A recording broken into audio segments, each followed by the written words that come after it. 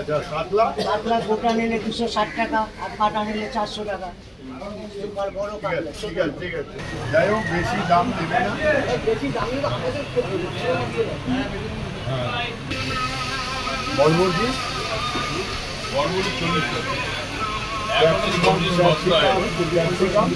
ডিম 13 টাকা জোড়া। রেট আছে 185 টাকা, 180 যাচ্ছে ভাই। যদি পেছনটা দেখ ভাই, 180 এটা ব্রাউন হয়ে গেছে। এটা কত? 10 টাকা। এটাও 10 টাকা। ওটা অনেক বড়। যা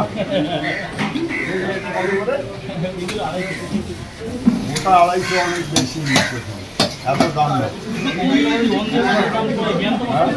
জানতো না বেশি।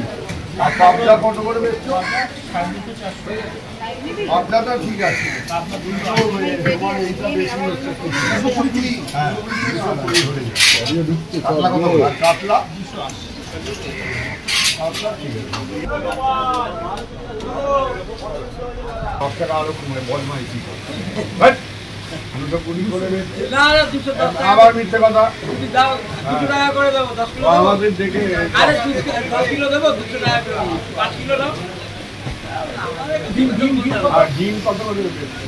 ডিম 50 টাকা কিলো। রাজু 60 টাকা। এটা বেশি। নাসি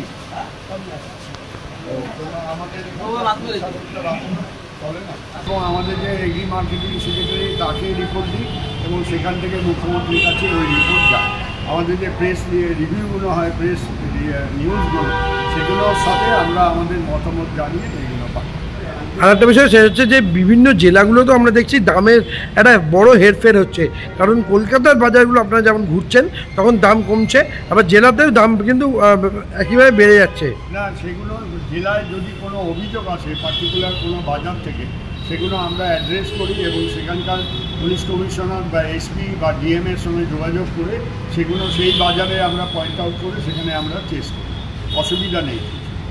আর আজকে যে ভিআইপি মার্কেট ঘুরলেন সেখানে ফলের দাম কীরকম দেখলেন? ফলের দাম মোটামুটি ঠিক আছে। এখানে 60 টাকা করে আম বিক্রি করছে, 60-80 কোয়ালিটির উপর নির্ভর করে।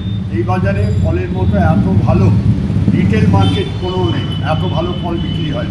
অতএব ভালো জিনিস কিনতে গেলে একটু ভালো দাম লাগে, তবে যাতে বেশি দাম না নেয় সেই জন্য আমরা ওদের কাছে বলেছি, বারবার বলি, এখনও বলেছি, আজকেও বলেছি। হ্যাঁ, অসুবিধা হবে না বলি আমি। না, এটা বাজে কথা। এটা আমরা লোক পাঠিয়েও খবর নিয়েছি। আমরা ঢোকার আগে আমরা অন্য লোক, আমাদের লোকেরা গিয়েছিল কাস্টমার সেজে, তারাও দেখেছে দাম 20 টাকা 18 টাকার মধ্যে বিক্রি হচ্ছে আলু, আর 25 টাকা করে পেঁয়াজ বিক্রি হচ্ছে। এটা একটা অভিযোগ, যে অভিযোগের আপাতত কোনো ভিত্তি নেই।